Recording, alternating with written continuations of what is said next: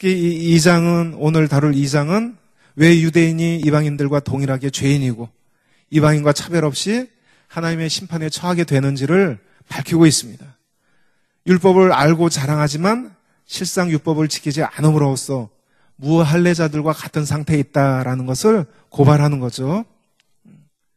그래서 유대인도 하나님의 의를 의지해야 되는 당위성을 이 2장에서 밝히고 있습니다.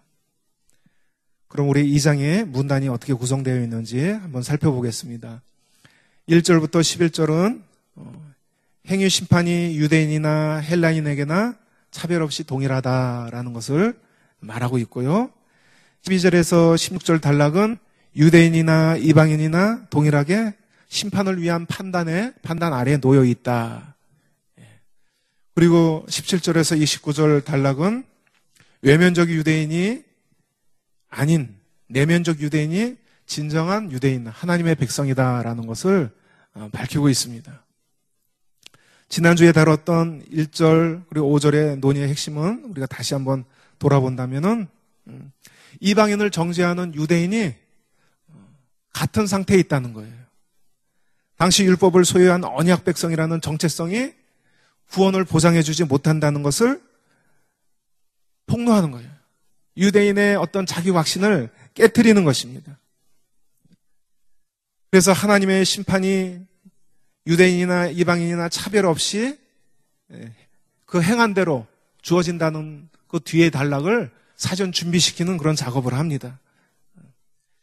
율법을 소유했다는 것 자체가 하나님은 심판을 면하게 해주는 것이 아니고 뒤에서 율법 준수를 통해서 자신이 율법을 지킨다고 착각하는 것을 깨트리는 어떤 사전 작업을 한다는 거예요. 율법의 행위를 통해서 이 의롭다함을 받고자 하는데 그것이 실상은 율법을 지키는 것이 아니었다라는 것을 드러내고 있는 것입니다. 그래서 율법을 진정 지키지 않으면 할례와 같이 율법의 행위들을 지키는 것이 무의미하고 율법의 행위들은 의를 이루지 못한다는 것을 2장 후반부에서 또 논증을 하고 있습니다. 그러면 오늘 6절 11절 단락을 같이 한번 읽어보도록 하겠습니다. 우리가 한 절씩 교독할게요. 제가 6절부터 읽겠습니다. 하나님께서는 각 사람에게 그가 한 대로 갚아주실 것입니다.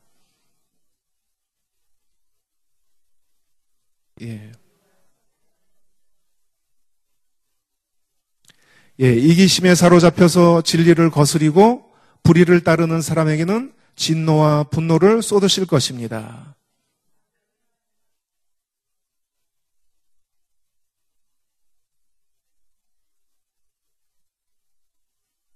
선한 일을 하는 모든 사람에게는 먼저 유대 사람을 비롯하여 그리스 사람에 이르기까지 영광과 존귀와 평강을 내리실 것입니다.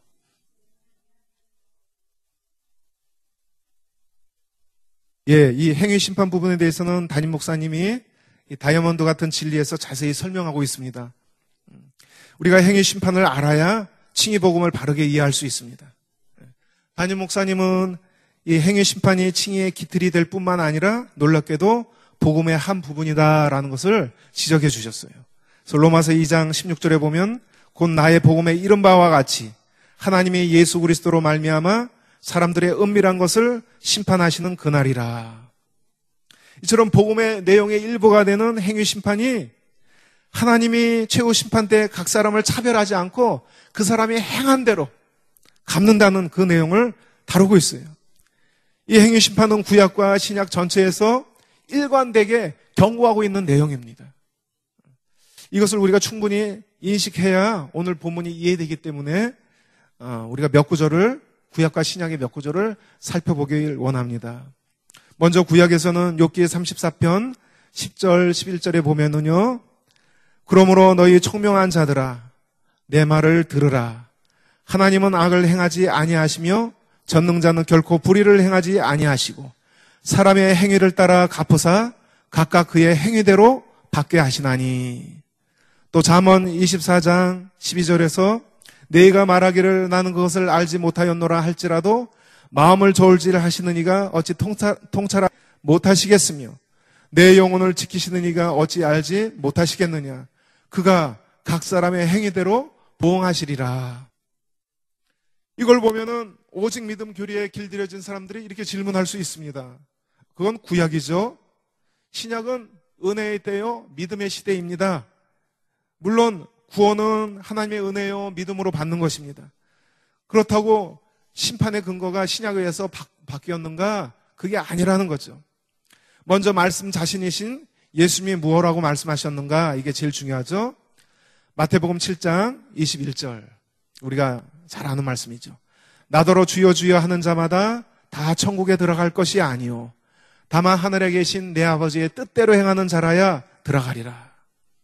또 마태복음 16장 27절에도 인자가 아버지의 영광으로 그 천사들과 함께 오리니 그때 각 사람이 행한 대로 갚으리라. 이처럼 말씀 자신 예수님이 행위 심판을 말씀하셨어요. 물론 다른 성경의 저자들도 동일한 입장에서 행위 심판을 경고하고 있습니다. 어떤 이들은 성경이 이렇게 분명하게 행위 심판을 말하고 있으니까 행위 심판을 부정할 수는 없고, 이 행위 심판을 인정하면서도 이러한 심판이 불신자를 대상으로 한다고 이렇게 생각합니다. 그러나 그것은 착각이에요. 신약의 저자들이 행위 심판을 경고하는 대상이 불신자들뿐만 아니라 교회예요. 신자들입니다. 베드로전서 1장 17절 우리가 한번 같이 읽어볼까요? 시작. 외모로 보시지 않고 각 사람의 행위대로 심판하시는 이를 너희가 아버지라 부른즉 너희가 나그네로 있을 때 두려움으로 지내라. 그렇죠? 하나님을 아버지로 고백하는 성도들, 그 성도들에게 두려움으로 지내라 그러는 거예요. 왜요? 행위 심판, 각 사람의 행한 대로 갚으시는 하나님을 아버지라고 부르기 때문에. 예. 계시록 2장 23절에서도 주님이 말씀하시죠. 교회에 대해 하신 말씀이에요. 또 내가 사망으로 그의 자녀를 죽이리니 모든 교회가 나는 사람의 뜻과 마음을 살핀 자인 줄 알지라. 내가 너희 각 사람의 행위대로 갚아주리라. 7교회 중에 하나에게 경고한 거예요. 각 사람의 행한 대로 갚아주리라. 이 행위 심판을 지금 읽은 로마서 2장에서 동일하게 말하고 있는 것입니다.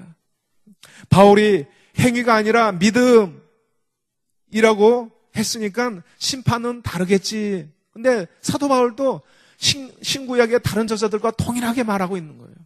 하나님이 행한 대로 보응하신다. 그렇게 말하고 있는 것입니다. 그리고 2장 현재 본문을 예외로 하더라도 바울 서신에서 일관되게 이것을 주장하고 있어요. 고린도후서 5장 10절에도 이는 우리가 다 반드시 그리스도의 심판대 앞에 나타나게 되어 각각 선악간에 그 몸으로 행한 것을 따라 받으려 함이라. 그렇죠? 그리스도의 심판대 앞에서 행한 대로 받는다 말을 합니다. 갈라디아서 6장 7절 8절에도 스스로 속이지 말라. 하나님은 업신여김을 받지 아니하시나니 사람이 무엇으로 심든지 그대로 거두리라. 행위 심판 이렇게 표현한 거예요. 자기 육체를 위하여 심는 자는 육체로부터 썩어질 것을 거두고 성령을 위하여 심는 자는 성령으로부터 영생을 누리라. 예. 신구약의 모든 저자들, 말씀이시는 예수님, 또 사도 바울조차도 이 전체에서, 바울서신 전체에서 일관되게 행위 심판을 교회를 대상으로 해서, 신자를 대상으로 해서 경고하고 있습니다.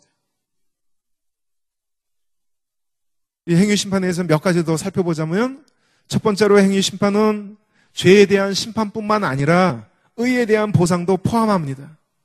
오늘 읽은 로마서 2장 6절 9절에 분명히 나타나고 있죠. 참고 선을 행하여 영광과 존귀와 썩지 아니함을 구하는 자에게는 영생으로 보응하시고, 그렇죠? 진리를 쫓지 않고 불의를 행한 자에게 노와 분으로 심판하신다 말씀을 하십니다. 그러니까 행위 심판은 죄에 대한 심판만 아니라 의에 따르는 보상이 포함된다는 거죠. 두 번째로 행위 심판은 그 위에서 앞에서 언급한 것처럼 이방인뿐만 아니라 하나님 백성에 대한 심판도 포함한다. 이것을 우리가 기억해야 합니다. 구약뿐만 아니라 예수님 당시에 신구약 중간 시대 유대 문헌들을 보더라도 이 행위 심판을 얘기하고 있는데 그것은 이스라엘도 포함한다. 그렇게 기록하고 있습니다. 이것은 이제 우리 성도들도 우리 자신이 예의가, 행위 심판에 있어서는 예의가 아니다. 이것을 분명히 기억해야 한다는 것입니다. 그리고 세 번째로 행위 심판은 하나님의 진노뿐만 아니라 하나님의 자비도 포함하고 있습니다. 하나님의 자비는 언약에 근거합니다.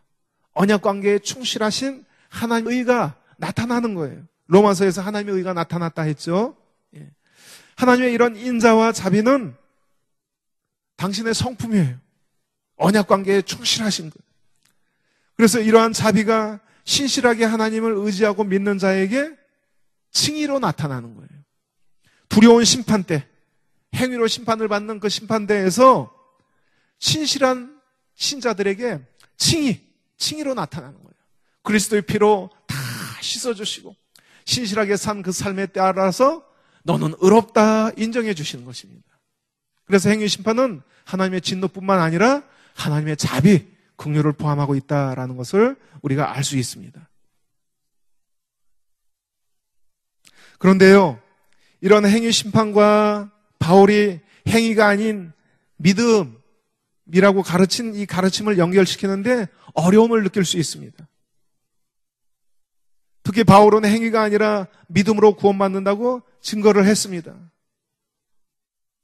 그래서 이 행위 심판이 이 모순처럼 충돌되는 것처럼 느껴지고 잘 이해가 안 되는 거예요. 그럴 수 있어요. 근데 바울이 행위가 아니라 믿음이다 하는 의미가 무엇인가, 이것을 우리가 잘 살펴봐야 돼요. 그럼 그 믿음은 행위와 아무 상관없는 것인가? 아니라는 거죠. 바울의 의도는 율법의 행위로는 구원받지 못한다. 회개하고 믿음으로 구원받는다. 그런데 그 믿음에는 반드시 순종이 따른다. 즉 진정한 믿음은 반드시 선한 행위가 따른다. 이게 진짜 믿음이다 하는 것입니다. 이것이 최후 심판 때 행위 심판으로 그 열매를 보게 되는 거예요. 그래서 이런 행위 심판은 믿음과 모순된 것이 아니라 진정한 믿음이 무엇이냐, 이것을 밝히고 있는 것입니다. 행위 없는 믿음은 죽은 믿음이죠. 구원에 이를 수 없는 가짜 믿음이죠. 그것이 아니라 진정한 믿음을 통한 구원은 실제 죄의 통치에서 해방되는 거예요. 죄에서 자유케 되는 거예요. 이제 의의 삶을 추구하는 거예요. 사탄의 죄에 노예된 상태에서 해방돼서 의에게 종된 삶을 사는 거예요. 이게 바울이 말하는 진짜 믿음이에요. 그래서 그 행위에 따라 심판을 받아요. 우리는 의인이 되는 거예요. 물론 행위를 근거로 해서 의인이 아니죠. 예수님의 피 때문에, 그렇죠. 예수님의 구속 때문에 우리가 의인이 되는데 그 구속 안에는 구원에 합당한 삶이 같이 포함되어 있다는 거예요. 이것을 우리가 놓쳐서는 안 됩니다. 이처럼 이 구원의 또 칭의의 포괄적인 의미를 이해하면 행위 심판은 전혀 모순되는 것이 아니다. 행함이 아니라 믿음이다 한 바울의 가르침과 모순되는 것이 아니다. 강력한 증거가 뭐예요? 바울 자신이 이 행위 심판을 사용하고 있다는 거예요. 행위가 아니라 믿음이다라는 가르침과 자신 안에서는 아무 모순 없이 이걸 동일하게 같이 사용하고 있다는 거예요. 그렇다면 우리도 바울 안에서 의도를 정확히 해석하면 우리 안에서 모순이 없고 충돌이 없습니다. 근데 많은 사람이 이 부분에서 혼돈을 느끼는 이유가 뭐예요? 그들이 이해하고 있는 칭의가, 그들이 이해하고 있는 믿음과 구원이 바울의 의도에서 벗어나 있다. 바울의 의도를 온전히 파악하는 데 실패했다. 그래서 모순되게 느껴지는 거죠.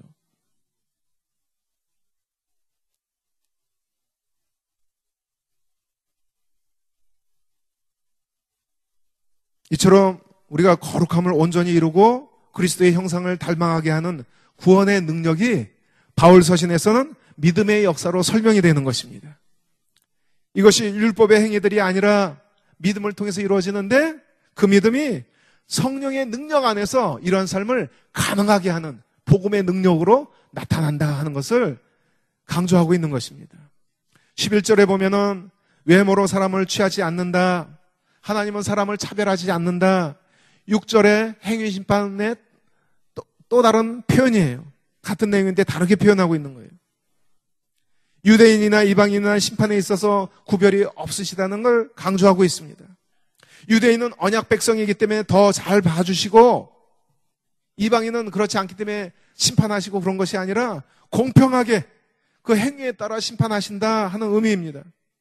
이것을 오늘날로 적용하면 신자나 불신자나 하나님은 공평하게 그 행위에 따라 심판하신다, 이 의미예요. 문맥에서는 이 행위 심판을 선한 행위와 악한 행위로 구별을 합니다.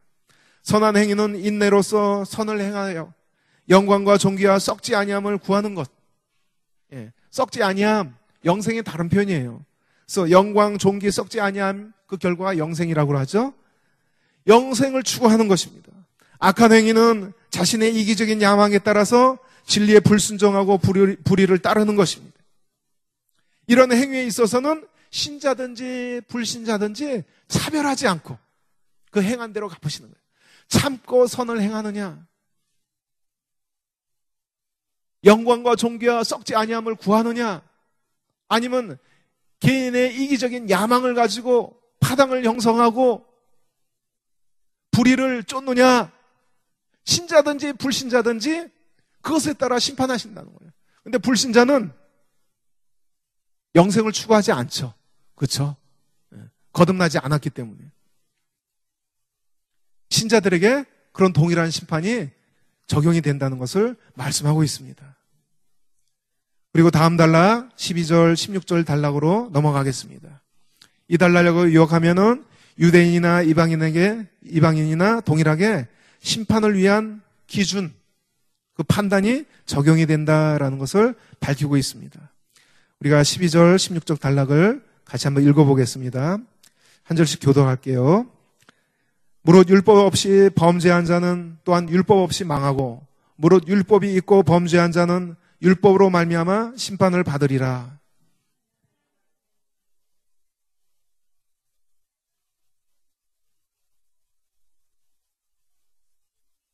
율법 없는 이방인이 본성으로 율법의 일을 행할 때에는 이 사람은 율법이 없어도 자기가 자기에게 율법이 되나니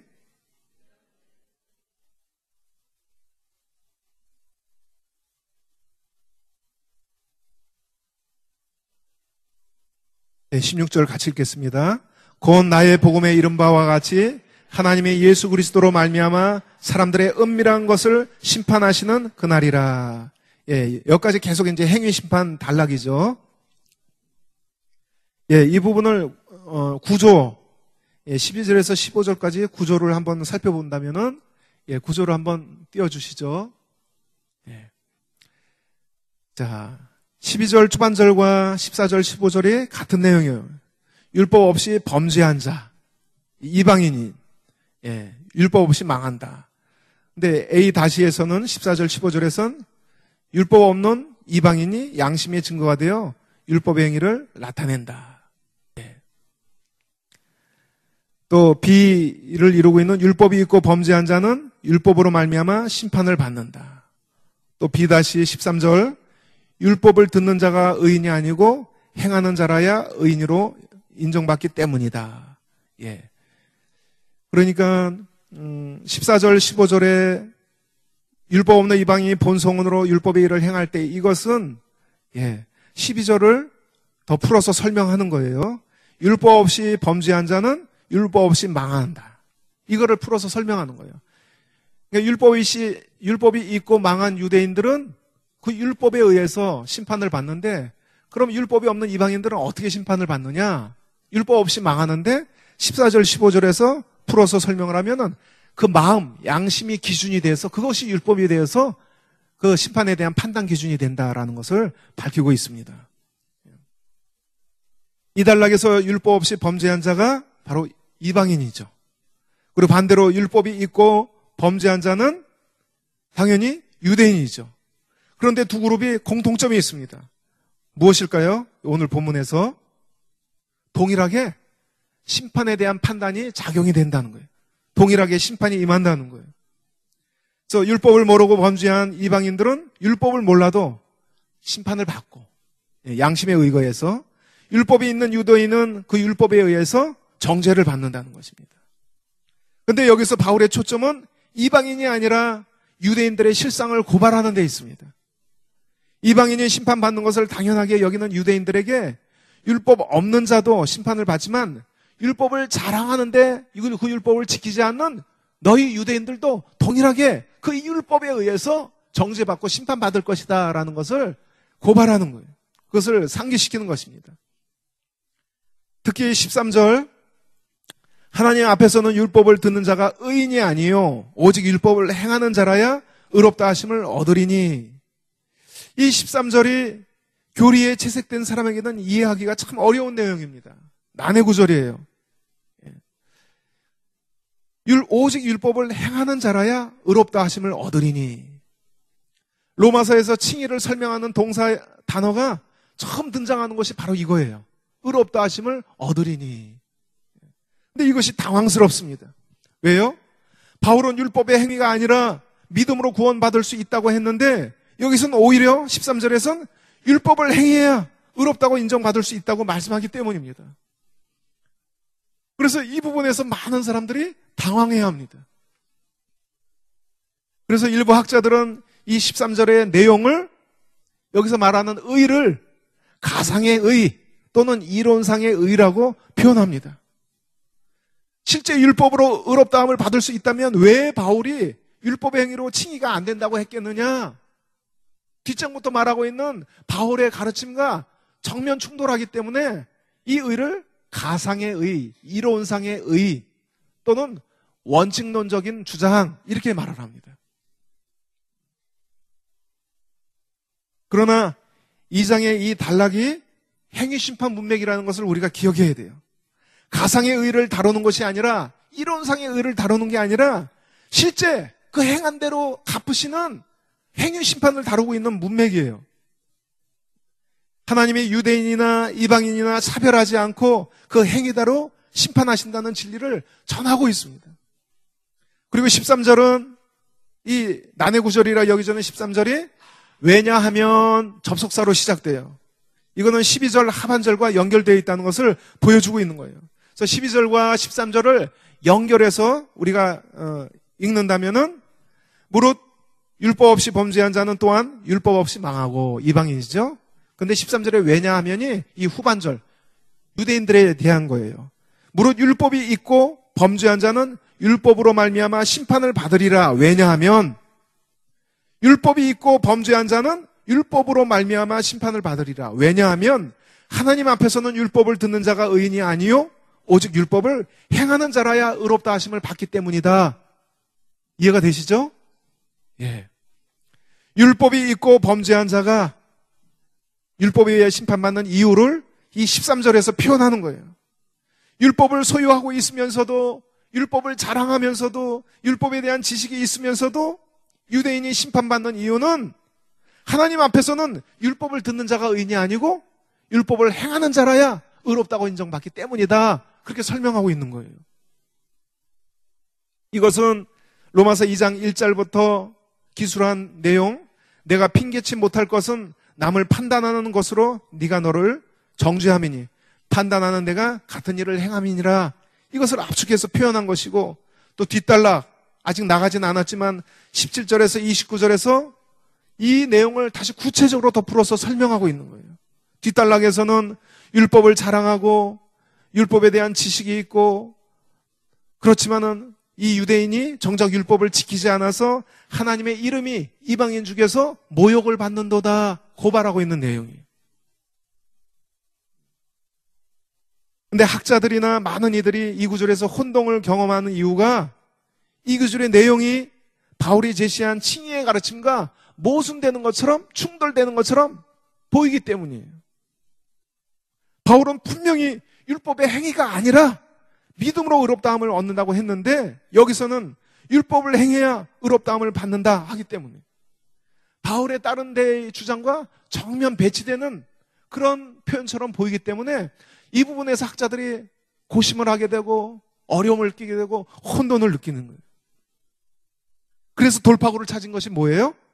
실제 일어날 수 없는 가상적인 행위의 의, 이론상의 의 또는 원칙론적인 주장, 이렇게 주장하는 거예요. 근데 제가 앞에서 말씀드린 대로 이게 가상의 의가 아니고 실제적인 의라고 말씀드렸죠. 행위심판 문맥이기 때문에. 그러면 이 구절과 같이 행위심판 문맥에 연결되어 있는 7절, 10절, 7절, 10절도 그럼 가상의 선행을 말하는 건가? 아니죠. 7절 한번 보겠습니다. 이 행위심판을 얘기하면서 참고 선을 행하여 영광과 존귀와 썩지 아니함을 구하는 자에게 영생으로 하시고. 그렇죠. 이게 율법에 순종하는 거예요. 10절에서도 선을 행하는 각 사람에게는 영광과 존귀와 평강이 있으리니 먼저는 유대인에게요 또한 헬라인에게로다. 이게 6절에 종말에 있을 행위심판에 대한 설명이에요. 하나님께서 각 사람에게 그 행한 대로 보응하시되 하면서 쭉 이어지는 설명이죠. 이게 13절까지 계속 연결되어 있는 거예요.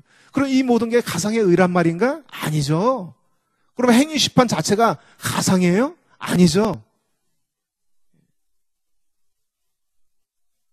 앞에서 살펴보았지만은 구약뿐만 아니라 믿음으로 구원을 받는다고 가르치는 신약 저자들도 일관되게 다 행위심판을 경고하고 있습니다. 물론 말씀 자체이신 예수님이 행위심판을 경고하셨어요. 그리고 로마서 2장 이 행위심판 단락에서 선행, 참고 선을 행하는 것, 말씀의 율법에 지키고 순종하는 것, 이것이 행위심판에서 얻을 구원과 밀접하게 연관되어 표현되었어요. 실제로 이 2장이었어요. 그렇죠? 예수님도 이에 대해서 일관된 말씀을 하시잖아요. 요한복음 5장 29절 보면은 선한 일을 행한 자는 생명의 부활로, 악한 일을 행한 자는 심판의 부활로 나오리라. 이 가상의 의가 아니죠. 실제예요. 예. 이처럼 구약과 신약의 일관된 가르침을 2장에서 사도 바울이 동일한 입장에서 사용하고 있다면 이것을 가상의 의, 이론상의 의라고 폄하시킬 수 있겠는가? 아니지요. 그렇다면 이 구절에서 왜 그렇게 사람들이 당황하고 혼동을 경험하는가? 그래서 가상의 의가 그 이론이 필요한가? 그 이유는 아까도 잠깐 말씀드렸지만 구체적으로 말씀드리자면은 첫째로 이 칭의에 대한 바울의 종말론적인 논조를 놓치고 있기 때문입니다. 행위심판 자체가 칭의의 미래 종말론적인 의미를 담고 있습니다. 우리가 처음 믿을 때 받은 칭의가 미래의 심판의 자리에서 비로소 성취되는 거예요. 모든 인류가 심판대 앞에 섰을 때 하나님께서 의롭다고 인정해 주시는 것이 칭의예요. 특히 이 13절에서 율법을 행하는 자라야 의롭다 하심을 얻으리니 할 때 의롭다 하심을 얻으리니가 미래형 동사예요. 그러면 이 칭의가 미래 종말론적인 측면을 지금 가리키고 있다는 걸 알 수 있어요. 칭의의 종말론적인 성취를 말하고 있는 거예요. 이 더글라스 무라는 학자가 이 13절에 대해서 이론상으로는 사람이 율법을 행함으로써 의롭다 하심을 얻을 수 있지만 현실적으로는 그것이 불가능하다 이렇게 주장을 합니다. 그러니까 이론상 의라는 거죠. 그가 이 13절 이론상 의라고 본 것이 각 사람의 행위대로 받는 심판이 성경적으로 합당하다고 여기면서도 칭의와 연결해서 이것을 이해하지 못했기 때문이에요. 행위 심판이 이 사람은 행위 심판을 성경적인 거라고 인정을 해요. 성경에 다 기록되어 있으니까. 그러니까 행위 심판이 성경적인 것이라는 것을 인정한다면, 즉 종말의 심판 때 율법에 대한 순종 행위와 불순종 행위를 따라서 심판하실 것이란 걸 사실로 받아들인다면은 이 13절도 실제적인 순종 행위라는 것을 당연하게 인정해야 되는 거예요. 이달래기 행위 심판 문맥이기 때문에. 그래서 더글라스 무가 이론상의 의로 해석한 것은 행위가 아니라 믿음이라는 이 도구마 안에 갇혀 있어서 종말에 있을 칭의와 칭의의 성취와 행위 심판의 연관성을 이해하는데 실패했다는 것을 보여주는 거예요. 행위 심판은 인정하는데 이걸 가상의 의라고 여기는 것은 칭의의 행위 심판과 연결된 종말론적인 성취, 그것을 이해하지 못했다는 거예요. 그러니까 혼돈이 오고 충돌처럼 여겨지는 거예요. 반대로 제임스 던이라는 학자는 칭의의 이러한 종말론적인 의미를 이해했기 때문에 칭의의 어떤 종말론적인 그런 부분을 이해했기 때문에 이렇게 말합니다. 여기서 나오는 바울의 교훈은 다른 곳에서의 그의 강조, 즉 신자들이 이미 향유하고 있는 것으로서의 칭의, 또한 믿음에 의한 칭의에 관한 강조와 조화를 이루지 못하는 것이 아니다라고 올바르게 주장합니다. 왜요? 여기서 율법을 행함으로써 의롭다 하심을 받는 것은 정말 행위 심판 때의 칭의의 성취이기 때문에. 그리고 칭의를 법정적인 의로만 이해한다면은 이 구절이 난해 구절이 될 것입니다. 그러나 이 칭의에 관계적인 의미가 있어서 실제 하나님과 화목한 관계에 충실한 삶을 사는 것으로 이 칭의를 또한 이해한다면은, 그리고 칭의의 미래의 종말론적인 의미를 받아들인다면 얼마든지 모순되지 않고 이해할 수 있는 부분입니다. 이것이 로마서 2장에 대한 바울의 의도를 도구마에 맞추느라고 무리하게 비틀어서 해석하지 않고 자연스럽게 받아들일 수 있는 방법이에요. 또 사람들이 이 구절에서 당황하는 두 번째 이유는 칭의를 얻는 믿음의 성격을 파악하지 못하기 때문입니다. 로마서 서두와 끝에서 복음을 전파하는 사도적인 소명의 목적, 믿어 순종케 하기 위함이다. 이게서 로마서의 인클로지의 구조를 이루는 중요한 주제라고 했죠. 믿어 순종케 함. 이러한 바울의 의도를 놓치기 때문이에요. 바울이 강조하는 믿음은 순종이 따르는 믿음입니다. 삶과 분리된 믿음은 바울이 전한 복음이 아닙니다.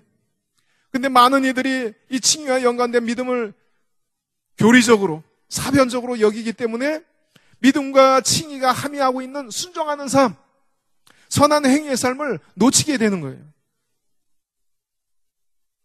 결국 행위 심판은 행위원을 말하는 것이 아니라 믿음으로 구원받는데 그 믿음이 진짜이냐 가짜이냐. 믿음은 순종을 끌어오기 때문에 믿어 순종케 하려 함이다 하는 고백처럼 순종이 반드시 있기 때문에 그것을 행위 심판에서 하나님이 보신다는 거예요. 그 믿음의 진실성을 행위 심판에서 입증케 된다는 거예요. 이 믿음이 순종의 삶을 포함하고 있다. 이것은 당시 유대인들에게도 상식이었어요. 그 당시 유대의 문헌 보면은 믿음은 삶을 포함하고 순종의 삶을 포함하고 있어요. 물론 상식이었지만 실제로 그들은 그렇게 살지는 않았죠. 예.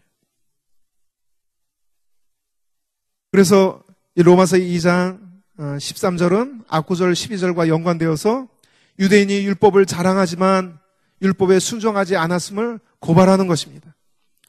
이런 측면에서 13절이 어느 학자의 표현처럼 원칙론적인 의미를 갖고 있는 것은 맞습니다. 유대인이 순종하지 않고 실패했기 때문이죠.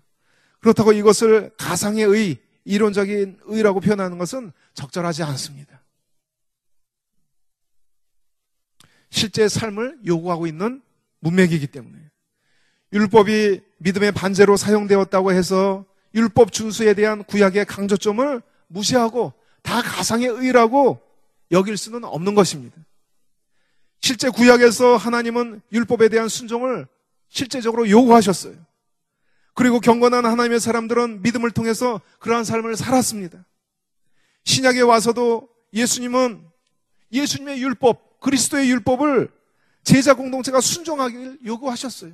그랬던 것처럼 이 율법의 요구는 가상이 아니라 실제였습니다. 여기서 바울의 의도는 할례를 받고 율법을 소유한 것으로 자신들이 하나님 백성이라는 것을 확신하면서 정작은 율법을 지키지 않는, 율법의 요구에 순종하지 않는 유대인의 잘못된 확신을 깨트리는데 그 첫 번째 의도가 있는 거예요. 그래서 행위 심판이 유대인에게나 이방인에게나 차별 없이 그 행한 대로 임할 것이다 하는 사실을 경고하고 있는 것입니다. 그리고 지금 로마서 2장을 지나 이제 앞으로 3장에서 살펴보겠지만은 이 실제적인 순종이 믿음을 통해서만 가능하다 하는 것을 보여주는데 그 의도가 있습니다. 유대인이 율법의 요구에 진정으로 순종하는데 왜 실패했는지를 진단하고 그 해법을 제시하는 것이 바울의 의도예요. 바울은 구약에서 백성들에게 실제로 강조되었던 그 율법의 요구를 부정하는 것이 아니라 하나님이 의롭다고 인정하는 것은 율법의 행위들이 아니라 믿음을 통해서 가능하다는 것을 강조하는 것입니다. 바울 사신 어디에도 구약에서 강조했던 그런 거룩한 삶으로서의 율법의 요구를 부정하는 것은 단 한 것도 없어요. 다 긍정하고 있습니다. 그런데 그런 순종하는 삶이, 율법의 요구에 순종하는 삶이 믿음으로 가능하다는 거예요. 율법의 행위들을 의지하는 것이 아니라 믿음으로 가능하다. 이것을 논증하는 거예요. 이걸 혼돈하면 안 되는 거예요. 이걸 이해 못하니까 자꾸 행위 아닌 믿음으로 칭의받는다 하니까 자꾸 오늘날 이 삶과 믿음이 분리되는 걸 합리화시키는 거예요. 그거는 바울의 의도가 아닙니다. 바울 복음이 아니에요.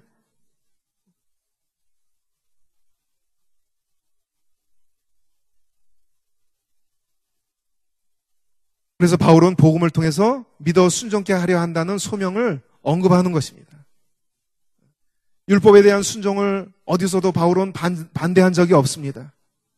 그러나 무력한 옛 언약 제도로서 율법의 행위로는 칭의에 이를 수 없다는 것을 강조하고 이것을 반대하는 거예요. 이것은 믿음을 통해서만 이룰 수 있다. 율법의 요구의 순종은 믿음을 통해서만 성취될 수 있다 하는 것을 로마서 안에서 일관되게 강조하고 있는 것입니다. 이것을 놓치면 안 되는 거예요. 로마서 3장 31절 같이 읽겠습니다. 시작. 그런즉 우리가 믿음으로 말미암아 율법을 파하느냐? 그럴 수 없느니라. 도리어 율법을 굳게 세우느니라. 그렇죠? 로마서 8장 4절 같이 읽겠습니다. 시작. 육신을 따르지 않고 그 영을 따라 행하는 우리에게 율법의 요구가 이루어지게 하려 하심이니라. 그렇죠? 예. 율법의 요구는 반드시 이루어져야 되는 거예요. 행위 심판 때 이걸 통해서 의롭다함을 받는 그 재료가 되는 거예요. 그래서 2장 13절은 가상의 의가 아니라 이런 측면에서 실제적인 율법의 요구를 순종하는 삶을 함의하고 있는 것입니다. 바울 전체의 이 문맥을 우리가 이해해야죠. 이처럼 신구약 전체적인 조망에서 이 로마서 2장을 봐야 되고 특히 13절은 성경 전체적인 관점으로 조망해야 합니다. 그러면 13절은 바울의 칭의의 복음 안에서 모순되고 충돌하는 것이 아니라 얼마든지 조화를 이루고 자연스럽게 이해될 수 있습니다. 바울 자신이 충돌을 안 이루고 이걸 다 사용했잖아요. 그렇죠? 14절, 15절은 율법 없는 이방인이 어떻게 심판을 받는지 설명하고 있습니다. 율법이 없어도 인간의 본성 가운데 심어놓은 율법을 암시하고 있습니다. 그래서 양심과 마음이 증거가 되어서 심판의 판단 근거가 이루어질 것이다. 심판대 사람의 마음에 생긴 율법의 행위를 드러낼 것이다 하고 예고하고 있습니다. 그래서 율법이 없다고 심판을 안 받는 것이 아니라 그 양심에 새겨놓은 그 판단 기준들, 양심의 기준들이 그 사람에게 율법이 되어서 심판의 근거가 된다라는 것을 밝히고 있는 것입니다. 그래서 15절에서 이 율법의 행위라고 나온 것, 이 표현은 바울 서신에서 믿음의 반대 주제로 쓰이던 율법의 행위들과 다른 표현입니다. 믿음의 반제로 쓰인 율법의 행위들은 항상 복수로 사용되었고 단수로 쓰인 적이 없어요. 그런데 한국은 다 단수로 이렇게 번역되어 있는데 우리 한국어는 단수, 복수 구분이 확실하지 않은데 이 서양 언어, 특히 헬라어는 단수, 복수 구분이 명확해요. 그리고 그 사람들의 사고 구조도 그래요. 단수, 복수 구분이 확실해요. 그래서 이 구절의 표현은 믿음의 반제로 사용되었던 율법의 행위들과 다른 뉘앙스로 쓰였다는 걸 알 수 있어요. 더구나 이 문맥에서 이 단어가 율법의 반제로 사용되지 않았죠. 행위 심판과 연결돼서 실제 율법에 순종하는 행위, 믿음의 반제로서 부정적인 의미가 아니라 긍정적인 의미로 사용되었습니다. 예, 우리가 또 다음 단락으로 넘어가겠습니다. 17절, 29절 단락인데요. 길어서 우리가 잘라서 보겠습니다. 여기선 표면적인 유대인이 아니라 이면적인 유대인이 진정한 유대인이다. 그것을 나타내고 있습니다. 17절, 20절은 율법을 자랑하는 유대인을 묘사하고 있고요. 21절, 24절은 그렇지만 율법을 범하고 있는 유대인의 정체를 고발하고 있습니다. 13절에서 언급한 바 하나님 앞에서는 율법을 듣는 자가 의인이 아니요 오직 율법을 행하는 자라야 의롭다 하심을 얻기 때문이다 하는 언급을 이 17절부터 구체적으로 풀어서 보완해서 설명을 해주는 거예요. 그럼 우리가 17절, 20절을 같이 한번 읽어보겠습니다. 시작. 유대인이라 불리는 내가 율법을 의지하며 하나님을 자랑하며 율법의 교훈을 받아 하나님의 뜻을 알고 지극히 선한 것을 분간하며 맹인의 길을 인도하는 자여 어둠에 있는 자의 빛이요 율법에 있는 지식과 진리의 모본을 가진 자로서 어리석은 자의 교사여 나의 선생이라고 스스로 믿으니. 예. 여기서 바울은 율법과 관련해서 유대인의 자기 이해를 묘사하고 있습니다. 유대인은 스스로 율법을 의지한다고 생각했어요. 율법을 안다고 생각했어요. 율법을 자랑했습니다. 율법의 교훈을 받아 하나님의 뜻을 분별할 수 있다고 생각을 했어요. 자신들이 소경의 인도자요. 어둠 가운데 있는 빛이고 율법에 있는 지식과 진리의 모본을 가진 자로서 어리석은 자의 훈도자, 교사고 어린아이의 선생이라고 믿었습니다. 이처럼 유대인들은 자신들을 스스로를 그렇게 확신했어요. 그런데 사도 바울은 이 유대인들이 자기 이해를 깨뜨리는 질문을 던지고 있는 겁니다. 20절에서부터, 21절에부터. 21절, 24절 또한 같이 읽어보겠습니다. 시작. 그러면 다른 사람을 가르치는 내가 내 자신은 가르치지 아니하느냐? 도둑질을 하지 말라 선포하는 내가 도둑질하느냐? 간음하지 말라 말하는 내가 간음하느냐? 우상을 가증히 여기는 내가 신절 물건을 도둑질하느냐?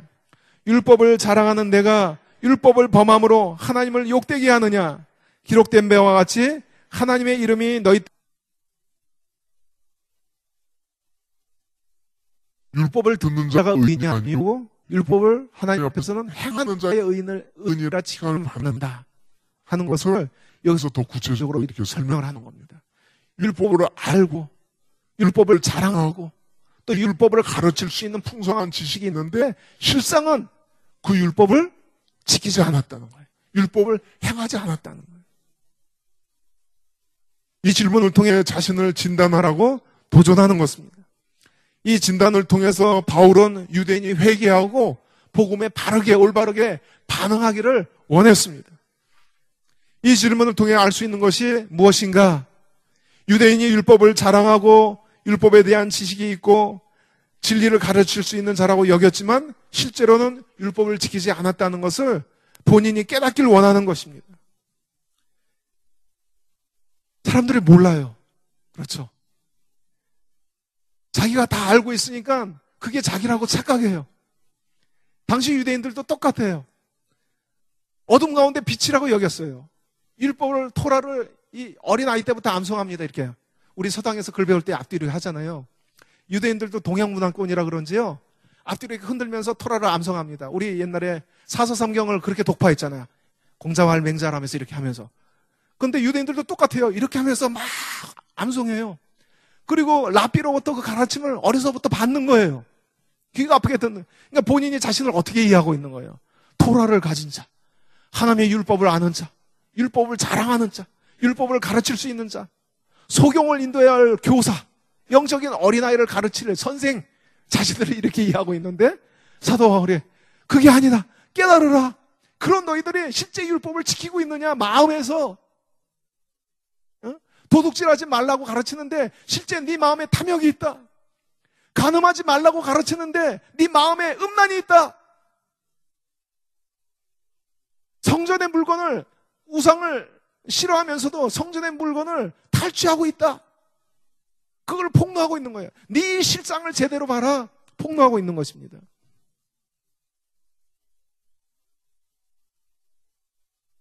바울은 유대인들의 이러한 이분법적인 신앙 구조를 드러내는 것입니다. 그래서 하나님의 이름이 너희 유대인으로 인하여 이방인 중에서 모독을 받는도다. 그 실상을 고발하고 있는 거예요. 율법을 자랑하고 하나님을 자랑하는데 율법을 지키지 않는 삶을 통해서 이방인 중에서 하나님의 이름이 모독을 당하고 있는 거예요. 빛과 소금의 삶을 살지 못함으로 있어요. 많은 사람들이 유대인의 삶을 바라볼 때 하나님을 발견하지 못하는 거예요. 하나님의 의로움, 공평함을 발견하지 못하는 거예요. 오히려 그 마음속에 탐욕, 그쵸? 음란한 욕심, 율법을 지키지 않는 삶을 바라보면서 하나님의 이름에 먹칠을 하고 있다. 그거예요. 이 장면에서 우리는 뭐가 연상됩니까? 오늘날 한국교회. 그렇죠. 우리 자신이 모습이죠. 너희 때문에 불신자들 가운데서 하나님의 이름이 모독을 당하고 있다. 당시 유대인들처럼 오늘날 이런 이분법적인 신앙 구조를 가지고 있는 신자들이 많이 있습니다. 믿음과 삶이 분리된 이중적인 구조, 말씀에 대한 지식이 있고 말씀을 자랑한다고 하지만 실제 삶에서는 말씀에 순종하지 않는 자세, 그러면서 당시 유대인들처럼 구원을 확신하고 있습니다. 바울이 이런 비성경적인 확신을 깨뜨리려고 한 거예요. 그러다가 유대인들한테 핍박을 당한 거예요. 오늘 큰 믿음 교회 행동하고 똑같죠. 이걸 깨뜨리려고 복음을 전파하는데 오히려 분노한 유대인들이 이단이라고 핍박을 가하는 것입니다. 바울은 유대인이 회개하고 복음에 올바르게 반응하기를 원했습니다. 이전에 이런 비성경적인 신앙주의적 자세는 진실하고 깊은 회개를 통해서 복음에 대해 올바르게 반응하는 삶으로 돌이켜야 되는 거예요. 우리가 말씀을 알고 있고 말씀을 가르치는 입장에 있다는 것이 구원을 보장해 주지 않습니다. 우리 성품과 삶에서 말씀에 대한 진실된 순종이 있는가 점검해야 됩니다.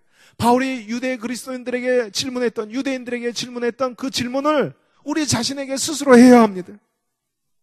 특히 우리 큰 믿음 교회 성도들에게 더 큰 미혹이 있을 수 있어요. 나는 종교적인 교회와 다른 큰 믿음 교회의 진리를 잘 알아. 담임 목사님 설교를 수없이 들었고 그 책을 다 읽었어. 바로 이러한 생각 때문에 자신이 진리 가운데 바로 서 있다고 착각할 수 있다는 거예요. 내가 알고 확신하는 것과 실제로 삶에서 순종하는 것은 다른 차원입니다. 지식으로 알고 확신하는 것을 내 성품과 삶에서 순종의 열매로 결실해야 되는 거예요. 바울식으로 표현하자면은 사랑을 통해서 의의 열매를 풍성히 맺는 삶을 살아야 되는 겁니다. 성령의 열매를 풍성하게 결실하는 삶을 살아야 되는 거예요. 우리가 알고 확신하는 것과 그것이 내 성품과 삶에서 풍성한 열매로 나타나는 것은 다르다는 거예요. 우리가 큰 믿음교회의 진리를 많이 듣고 책을 읽고 확신하기 때문에 그것이 미혹의 어떤 우리 착각의 근거가 돼서는 안 된다는 거예요. 알고 확신하는 것과 행하는 것은 다른 것이다. 하나님은 행위로 심판하시기 때문에 그 사람이 확신하는 지식으로 그 사람을 심판하는 것이 아니라 그 사람이 율법을 들었는가 그것으로 심판하시는 것이 아니라 그 율법의 용을 행한 자라야 그 행위 심판 때 의롭다고 인정을 받을 수 있기 때문에 우리가 그런 미혹을 우리 안에서 이런 질문을 통해서 걷어내야 되는 거예요.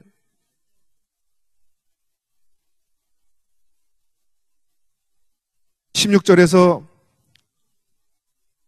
결국 모세율법을 모르는 이방인이나 율법을 아는 유대인이나 동일하게 심판받을 것이라고 선언합니다. 언제 그렇게 되죠?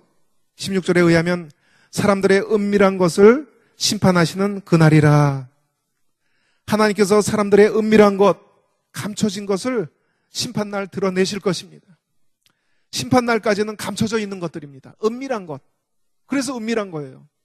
다른 사람은 몰라요. 그 마음에 그 생각에 뭐가 숨어 있는지 몰라요. 근데 그게 영원한 것이 아니라 하나님의 심판날 그게 다 드러날 거라고, 폭로될 거라고 예고하고 있는 거예요. 이것은 사람의 행동뿐만 아니라, 행위 심판은요, 사람의 행동뿐만 아니라 마음과 생각에 품었던 감춰진 모든 죄의 내용이 심판날 다 드러날 것이라고 지금 예고하고 있는 거예요. 행위 심판이라고 해서 겉으로 드러나는 행위만 심판하는 것이 아니라 그 마음과 생각, 언행의 모든 행위를 하나님께서 다 은밀한 것을 드러내고 심판하신다는 거예요. 하나님은 사람의 은밀한 것, 감춰진 것을 심판하시는 분입니다. 사람의 행한 대로 심판하신다는 것은 겉으로 드러나는 행위뿐만 아니죠. 마음과 생각에 품었던 모든 것을 포함하고 있습니다. 그래서 에레미야 17장 9절 10절에 이 행위 심판을 말하는데 뭐라고 말씀하십니까? 만물보다 거짓되고 심히 부패한 것이 마음이라. 누가 능히 이를 알리오마는 나 여호와는 심장을 살피며 폐부를 시험하고 각각 그 행위와 그의 행실대로 보응 하나님, 우리 마음을 깨뜨려 보신다는 거예요. 우리 마음 중심을 깨뜨려 보신다는 거예요. 그리고 그 은밀한 것을 드러내시고 심판날 그것을 다 다루신다는 거예요. 여러분, 이것을 우리가 실제로 믿을진데 우리 안에 은밀하게 감춰져 있는 것이 있어서는 안 될 것입니다. 하나님 앞에서는 감춰진 것이 없어야 됩니다. 투명해야 돼요. 어떻게 해요? 진지하고 깊은 회개를 통해서 우리 안에 감춰진 것을 스스로 하나님 앞에 드러내야 돼요. 두려운 심판날이 이르기 전에 스스로 내가 하나님 심판대 앞에 나가서 깊은 회개를 통해서 하나님 앞에 내 자신의 감춰진 것을 자백하고 고백해야 돼요.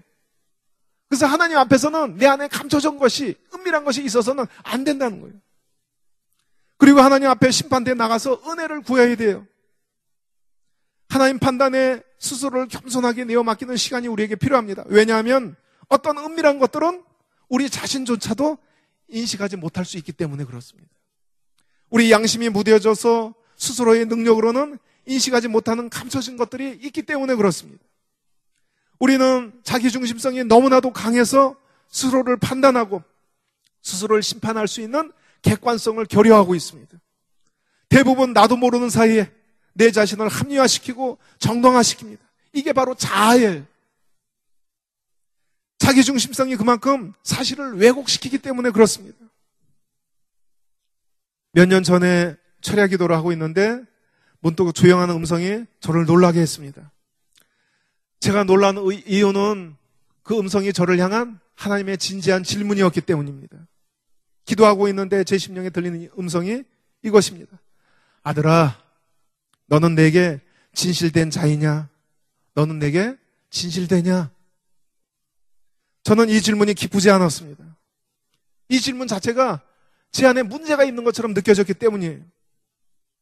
그러나 주님, 저는 주님께 진실된 자이고 싶습니다. 제게 문제가 있다면 보여주시고 깨닫게 해주세요. 그리고 몇 주 동안 저를 돌아보는 시간을 가졌습니다.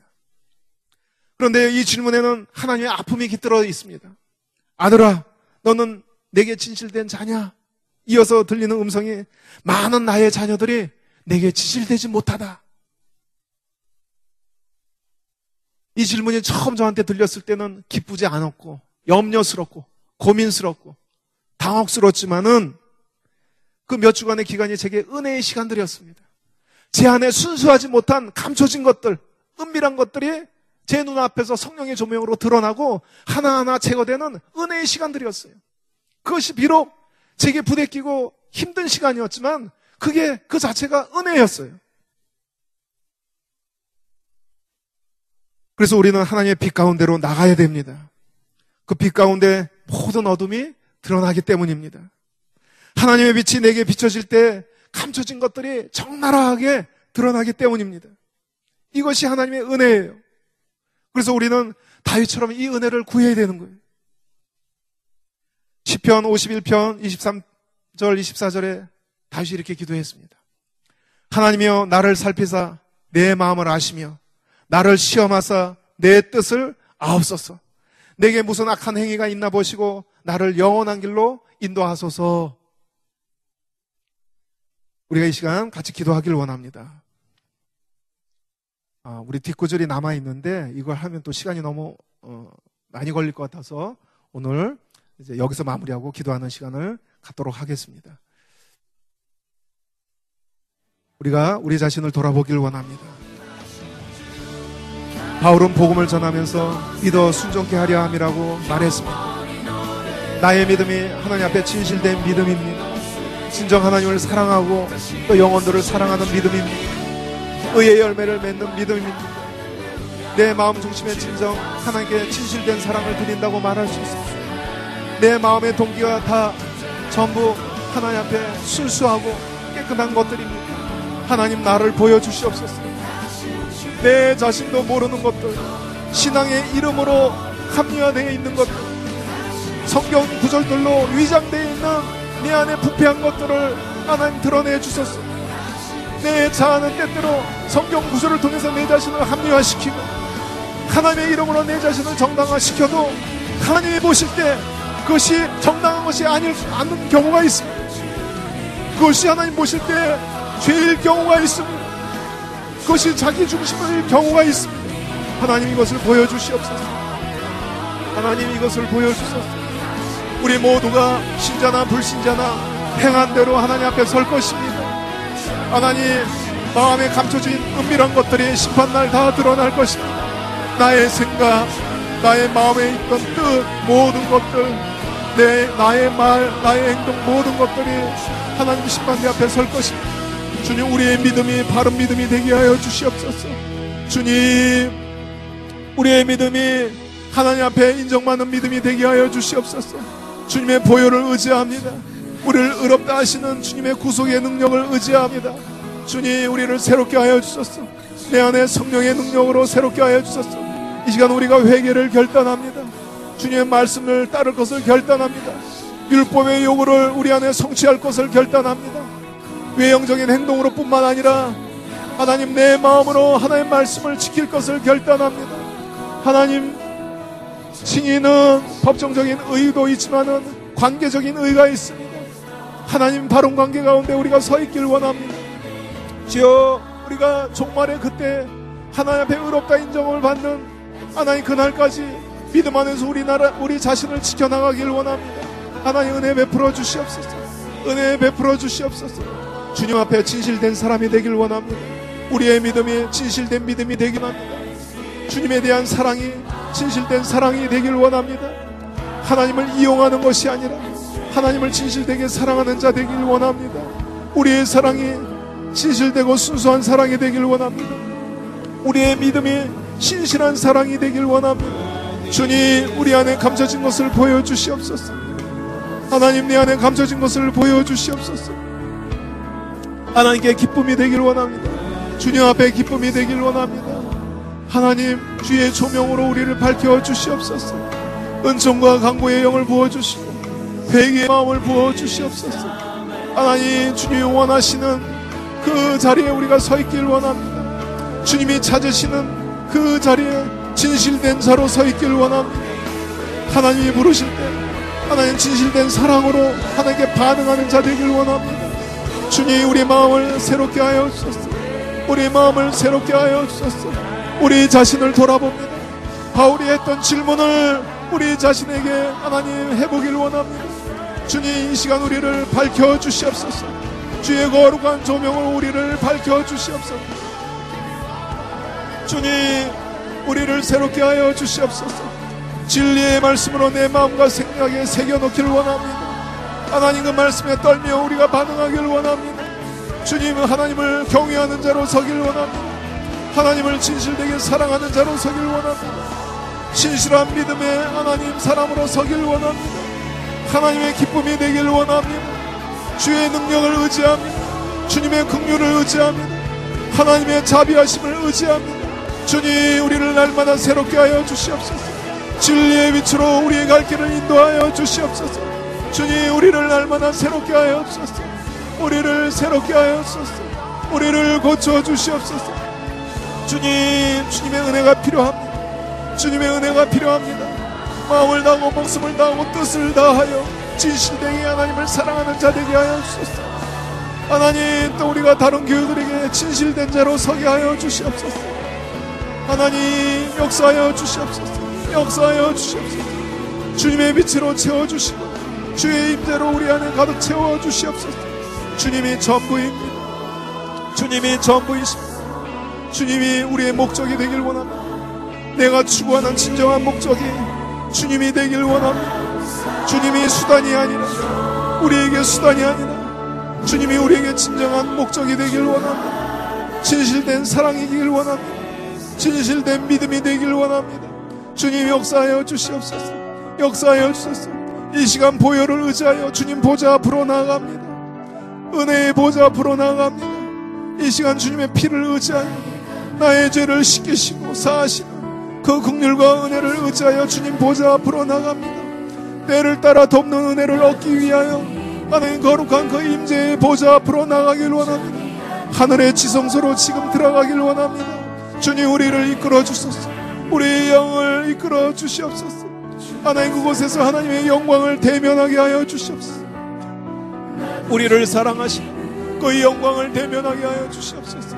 그 영광을 대면하게 하여 주시옵소서. 우리를 새롭게 하시고 끝없는 그 사랑과 긍휼을 우리가 먹고 마시는 시간 되게 하여 주시옵소서. 주님 그 사랑 앞에 그 자비 앞에 나갑니다. 주님의 보혈을 의지하여 그 사랑 앞에 우리가 나갑니다. 주님으로 채워주소서. 주님으로 충만케 하여 주시옵소서. 주님 우리 전부가 되어주소서. 주님으로 인하여 행복한 자 되게 하여 주소서. 주님으로 인하여 기쁜 자 되게 하여 주시옵소서. 하나님의 마음을 나누는 자 되게 하여 주소서. 하나님의 기쁜 마음을 나누는 자 되게 하여 주소서. 주님 우리 가운데 임하여 주소서. 하나님 우리를 새롭게 하여 주시옵소서. 새롭게 하여 주소서.